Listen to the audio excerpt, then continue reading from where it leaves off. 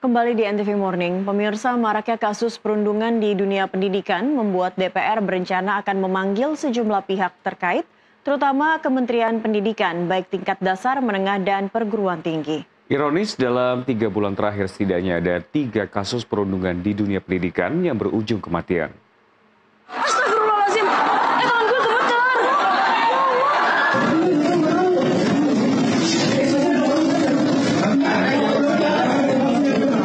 Menyusul banyaknya kasus bullying yang terjadi dan viral akhir-akhir ini, salah satunya yang dialami siswa di SMPN 19 Tangerang Selatan yang berakhir kematian. Juga tragedi ledakan di SMA 72 Jakarta, di mana pelaku diduga adalah korban perundungan di lingkungan sekolah.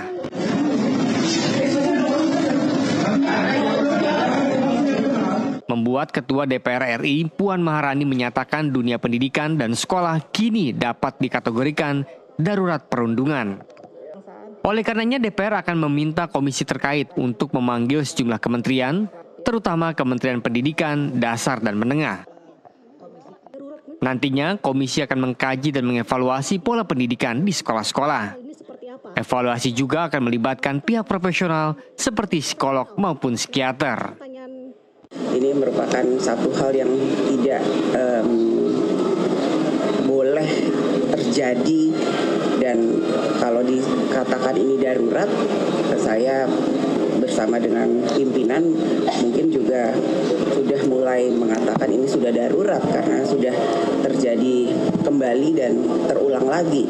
Jadi tentu saja DPR akan meminta komisi terkait untuk memanggil kementerian terkait untuk kemudian mengkaji dan mengevaluasi dan melibatkan pihak-pihak yang terkait dan mungkin juga melibatkan pihak profesional, psikolog atau psikiater atau ya pihak-pihak yang memang harus dilibatkan untuk mengkaji dan mengevaluasi jangan sampai hal ini terjadi.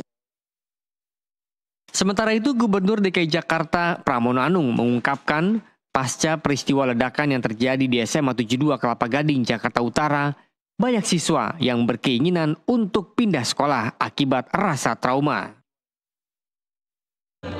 Menanggapi permintaan orang tua, Pramono meminta pihak sekolah untuk merumuskan persoalan ini agar dampaknya tidak berkepanjangan. Selain itu, Pram juga meminta semua sekolah untuk mengawasi kegiatan dan kepribadian para siswa dengan ketat. Hari Senin besok mereka akan mengundang para murid dan juga para guru dan murid untuk diberikan pilihan apakah mereka akan sekolah langsung atau melalui daring. Dan ternyata dampaknya juga di luar dugaan saya, banyak siswa yang kemudian minta pindah sekolah. Nah inilah yang juga menjadi pikiran, saya sudah minta kepada sekolah dan termasuk Ibu Kepala Dinas ini dirumuskan secara baik. Karena saya nggak mau kemudian dampaknya sampai panjang.